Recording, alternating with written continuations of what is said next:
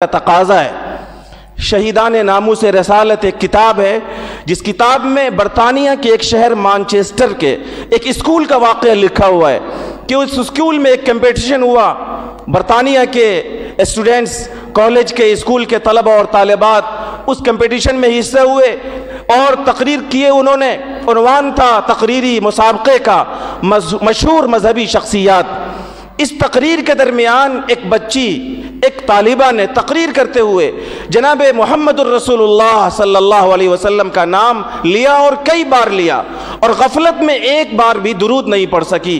اتنے میں اسی اسکول میں، اسی ہال میں، اسی سیمینار ہال میں ایک بچی بیٹھی تھی جس نے زور سے کانفرنس ہال میں صلی اللہ علیہ وسلم درود کے نذرانے پڑھنے شروع کیے۔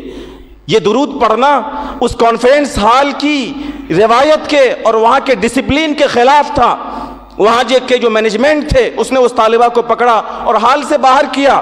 ہال سے باہر جب اسے کیا جانے لگا تو اس سچی عاشقہ رسول نے جو بات کہی وہ ہم جیسے لوگوں کے لیے بھی درس عبرت ہے۔